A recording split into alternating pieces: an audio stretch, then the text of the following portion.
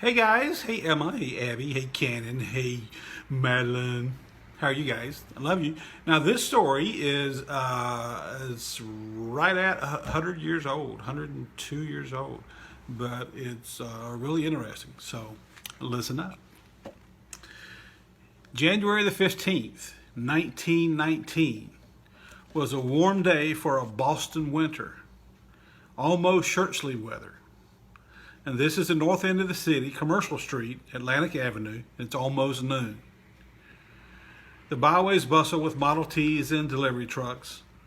Horse-drawn wagons clatter over the cobblestones.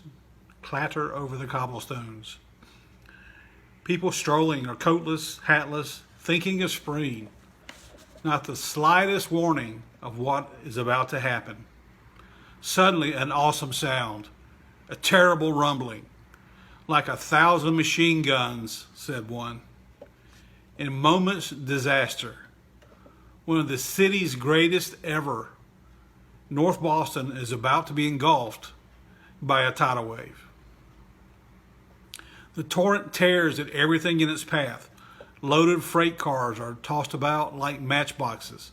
One freight car is rammed right through the wall of the railroad terminal. A group of city workers are eating lunch at a public works yard, drowned right where they sit. 3 or more workers and several horses swept into the basement of the freight terminal, all dead. The tidal wave reaches the Boston Fire Station. The whole building is lifted from its foundation and battered the harbor wharf pilings. Down at the harbor, the wharf, the pier, the harbor. Anyway, firemen are crushed and drowned. Beams of wood and sheets of steel are hurled through the air, a fearsome cyclone of energy unleashed, inundating everything. A team of horses is slammed through a fence. A 69-year-old woman is catapulted through a window of her home.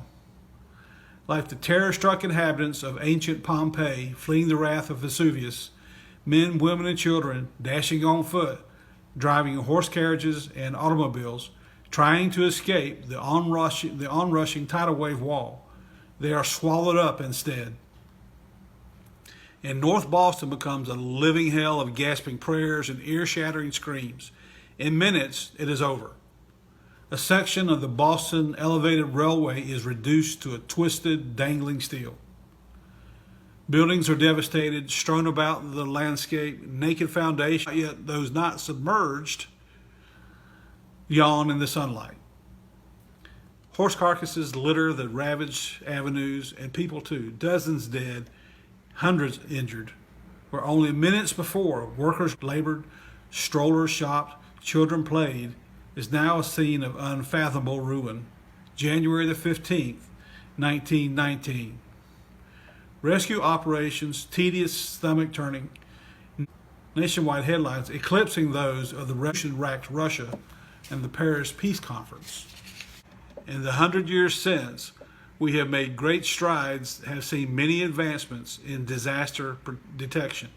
Before the hurricane hits or the earth cracks itself, we can tell sometimes. Some things are still entirely unpredictable. Certainly, no one in North Boston could have foretold what happened 102 years ago.